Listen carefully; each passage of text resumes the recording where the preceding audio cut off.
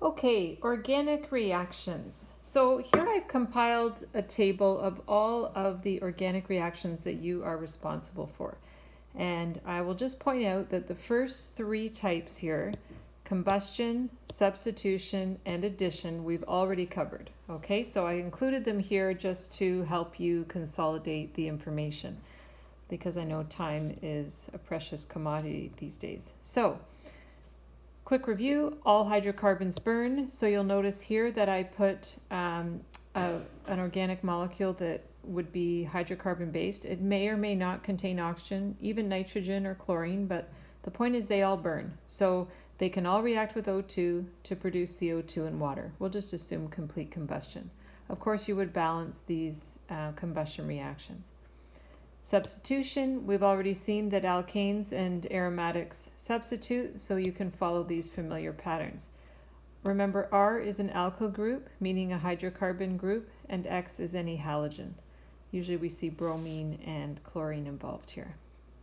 Addition reactions cover halogenation, hydrogenation, hydrohalogenation, and hydration. There must be a multiple bond present. Okay, so ultimately then, today's lesson is really about these next five, and that's what's new today. Okay, so specifically oxidation, reduction, elimination, condensation, and hydrolysis. So oxidation involves reacting an alcohol or an aldehyde with an inorganic substance that is a source of oxygen. So this O is not oxygen gas. It's an abbreviated symbol here for an inorganic reagent such as potassium permanganate or potassium dichromate or potassium chlorate. There are other substances that can be the source of oxygen. So you don't need to memorize these formulas here. Just literally having the O in round brackets is sufficient. So I'm using the general formulas here, but I am also writing it out in words to help you because I know you're, still looking to consolidate your knowledge of the families. So, primary alcohols will oxidize to aldehydes, releasing water. Secondary alcohols oxidize to ketones, again with water produced. Tertiary alcohols actually do not react. They do not oxidize. So just to help you out with the concept of primary, secondary, and tertiary alcohols. Okay, so to recognize primary alcohols, we notice the carbon that the OH is bonded to is itself bonded to one other carbon, and that's what makes it primary. Check with secondary. The carbon that the OH is bonded to is itself bonded to two other carbons, and that makes it secondary. Tertiary, the carbon that the OH is bonded to is itself bonded to three carbons, and that's what makes it tertiary. So really, the general pattern here is that alcohols oxidize to produce that carbonyl group. And whether it's going to be on the end carbon or an inside carbon depends on whether you started with a primary alcohol or a secondary. Really, the key is to remember to change that functional group right at the carbon where the functional group was to start. So the red carbon is where the functional group is, the hydroxyl group is. So that's the carbon that I'm going to change when it's oxidized. So the first CH3 isn't changed at all. We're going to lose an H from the carbon where the hydroxyl is, together with the H of the hydroxyl, and this oxidizing agent is doing a good job grabbing that, and so we end up with the original hydroxyl carbon now having just an H and a double bond oxygen with water being formed. Okay, same thing works for the secondary here. We oxidize the secondary alcohol to form, might need a little bit more space here. So again, focus in on the red carbon there. Everything else stays the same. So CH3 There's the red carbon, CH2, CH3, and the H attached to the red carbon and the H from the hydroxyl, together with the oxygen from the inorganic reagent, form the water, and that leaves us with double bond oxygen from that carbon. So now we have a ketone. So secondary alcohols oxidize to ketones, primary alcohols oxidize to aldehydes. Notice that we needed a hydrogen off of the red carbon, right, in order for this reaction to happen. Look at the tertiary alcohol. There's no hydrogen directly bonded to this carbon. Therefore, that's why these tertiary alcohols do not oxidize. And so Nr is enough there for no reaction. Okay, so that just helps you out with the oxidation here. And that really covers these first ones here. Now, what else can happen with oxidation? Well, once you've formed this aldehyde here, so the ethanal, aldehydes oxidize to carboxylic acids. So you can oxidize this, and again, just focus in on this functional group here, and that's the only thing that changes. No matter how complicated the rest of the molecule looks, just change the functional group. And it oxidizes to a carboxylic acid, so here we go, introducing that full carboxyl group. And that's an example of the last reaction here in the oxidation reaction. Okay, so reduction, we're specifically looking at hydrogenation of aldehydes and ketones. So you'll notice that these two reactions here are exactly the opposite, right? We're taking an aldehyde and forming that primary alcohol. We're taking a ketone and forming that secondary alcohol. And so really it's like the reverse of these oxidation reactions. And we do it right by hydrogenating. So the inorganic reagent is H2.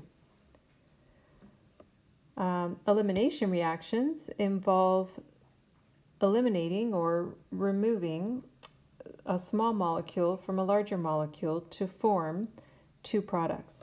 And so we can choose, and our elimination reaction that we're going to study here is alcohols dehydrating, so having water removed to form an alkene.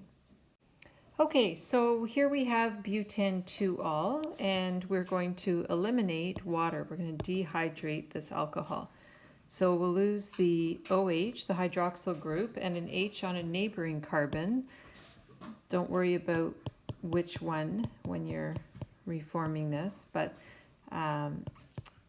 if I just show you what would be left over, you realize that these two carbons are missing the octet, and that's in fact where the double bond is reformed and water is released. So we've eliminated water from this alcohol molecule. So we formed but1-ene. Could we have formed but2-ene? Yes, we could have keyed in on one of these hydrogens and the hydroxyl, and that would have left the double bond going between carbons 2 and 3. Okay, so that's an example of an elimination reaction. So we've gone through the reduction here being the reverse of those oxidations. You can literally just follow the pattern, the elimination, and now we're on to the condensation. So there's two condensation reactions in the table, the esterification and the amidification. So we're basically preparing an ester or preparing an amide. And we do that by reacting a carboxylic acid with, in the ester case, we'll react the carb acid with an alcohol. And you'll see what happens here is a condensation. So these two molecules come together and they condense. So they come together to form a larger molecule and removing water as that happens. So notice now that this carbon here is going to now be bonded to the oxygen from the alcohol. And so we still have the two carbons in the original carboxylic acid, but now single bonded to the oxygen of the alcohol, and water is released. So the two come together and condense, right, releasing water. So same thing happens in the formation of an amide linkage, and it's the OH from the hydroxyl group and an H from the amine. I've drawn a secondary amine with 2 R groups off the nitrogen. It can react with a primary amine also, as long as there's a hydrogen on the nitrogen, which means that a tertiary amine, one where the nitrogen does not have an H bonded to it, would not react. So as long as you have an H there, water can be released. So again, we're still going to have the original carbons of the carboxylic acid, but now the hydroxyl group's gone and the carbon single bonds to the nitrogen of the original amine. And here we go. Now we've formed an amide. So there's our ester linkage, esterification. Here's our amide linkage. Very similar patterns, just one we use an alcohol with the carboxylic acid and one we use an amine. From the table here, right, which reaction pattern involves reacting a compound with oxygen gas? And there's definitely only one. If you think back to your different reaction patterns, right, we hydrogenate alkenes to produce alkanes. Okay, so now you're going to go through table 2, and I'll start you off here, and you'll finish the rest for homework. But we're going to complete this table based on the patterns in table 1. So I've given you pieces of information, and you need to figure out the missing information. So in Part A here, we see the reactants are hexane and oxygen gas. So if you think back to those reaction patterns, right, oxygen gas only shows up once here. That is the combustion reaction. You'll recall that the products of combustion are carbon dioxide and water. I'm not going to write those out here, but certainly for the rest of these where there's organic structures, you know, you can write the name of the organic compound, and that'll help you practice your nomenclature, naming of the compounds. Okay, Part B. Part B, the reactants are propene and hydrogen. All right, so propene is an alkene. So we're adding hydrogen to an alkene. We can go back here and complete the table. Propene plus hydrogen is going to be an addition reaction, right? Specifically hydrogenation. And then you need to think about, and you could draw this out to help yourself, but if you have propene and you add H2 there, so the double bond breaks to a single, and then you have 2 H's going there, it's actually going to form propane. So feel free to, below the table to be drawing those out so that you can figure that out. Okay, I'll go through Part C with you and then leave you to do the rest of the table. So Part C, I made it a little bit different. I gave you the products. So basically what I'm asking you is, how do you form chlorobenzene? So there's a big clue there that the chloro is there, so we have a halogen attached to a benzene. So you think back to those reaction patterns, benzene compounds were in the substitution reaction pattern, right? And how do we get a halogen on a benzene ring? Well, if you think back, there was definitely halogenation there. So substitution and specifically halogenation. So it took benzene plus Cl2 to specifically form chlorobenzene. Now, I need to recognize that there's a second product in that substitution reaction, and so I'll fill in the plus HCl. So always, keep an eye out for those secondary products. So in this table, when I gave you reactants, if there's only one reactant listed, like there is in Part D here, then that's all there is for reactants. Okay, so if there's 2, then you can see the 2 to go with.